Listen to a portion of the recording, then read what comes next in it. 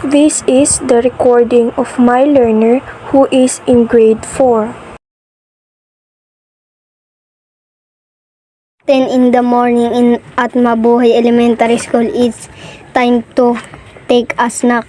It was recess time and pupils are lined up waiting for chairs to go inside the canteen. Out of the crowd, Joselito sat down at the bench just looking around at the kids eating and some are playing. He had no money to buy something because his father did not receive his salary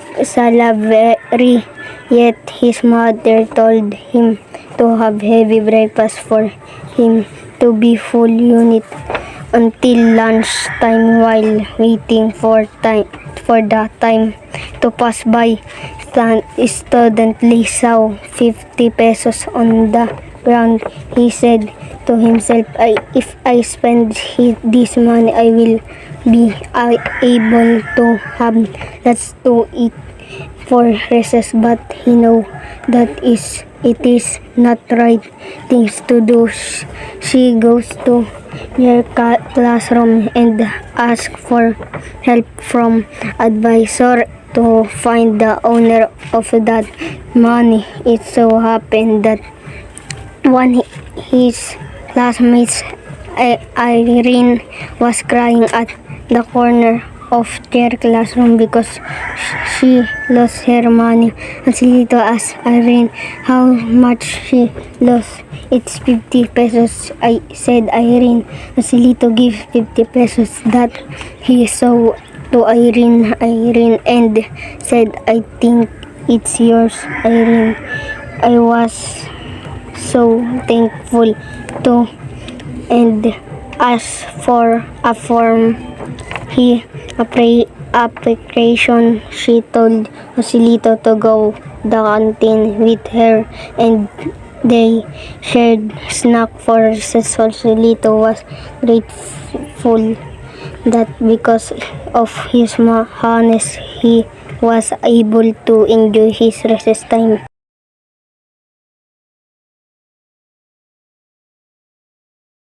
Learner omitted the title and the name of the author.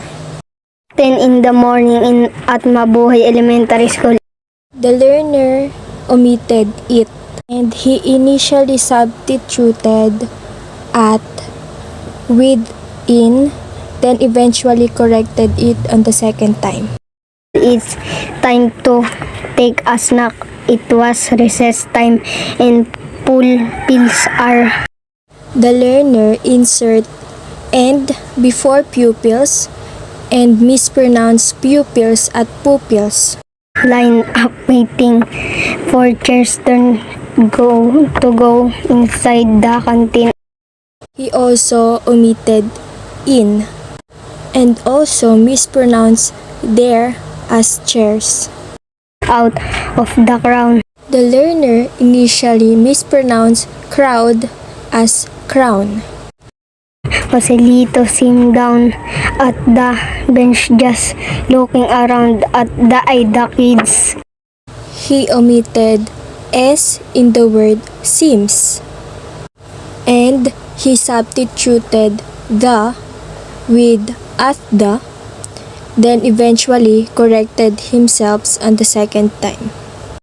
Eating and some are playing. He had no money to buy something because his father did not receive his salary yet. The learner insert s in the word receive. He mispronounced the word salary as salary. His mother told him to have heavy breakfast for him The learner omitted a to be full unit until lunch time. He substituted until with unit, then eventually corrected himself on the second time. While waiting for the time to pass by, The learner repeated the word the Studently saw 50 pesos on the ground. He mispronounced the word suddenly as studently. He mispronounced saw as saw. He said to himself, if I spend this money, I will be able to have lots to eat for recess. Learner repeated if I as well as I will. But he know that it is not right things to do. He omitted the S in the word knows and again repeated that it. She goes to their classroom and asks for help. The learner omitted so. He mispronounced the word he as she. The learner mispronounced there as near. The learner repeated the first syllables in the word classroom. From advisor to find the owner of that money. He omitted his. The learner mispronounced advisor as advisor. It so happened that one his classmates. The learner omitted S in the word happens. He omitted of. Irene was crying at the corner of their classroom.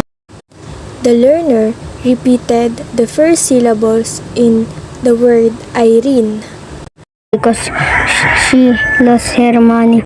The learner repeated the word she. Joselito asked Irene how much she lost. The learner mispronounced Irene as Arin. It's 50 pesos, said Irene. And he inserted the word I before said. Joselito gives 50 pesos. The learner omitted S in the word gives. That he saw to Irene and said, I think it's yours. He mispronounced the word saw as so.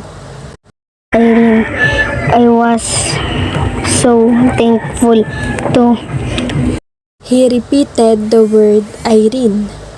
He inserted I before was. He omitted the word Joselito. And as for a form, application, she told Joselito. The learner inserted and before us, and between us and a, he inserted the word for. He omitted of. He pronounced her as he. He mispronounced appreciation as appray, and then unsuccessful corrected himself on the second time. To go the canteen with her and they shared snack for recess. The learner omitted to. He pronounced snacks as snack. Joselito was grateful that because of his honesty. The learner repeated the last syllable in the word grateful. He mispronounced the word honesty to honest. He was able to enjoy his recess time.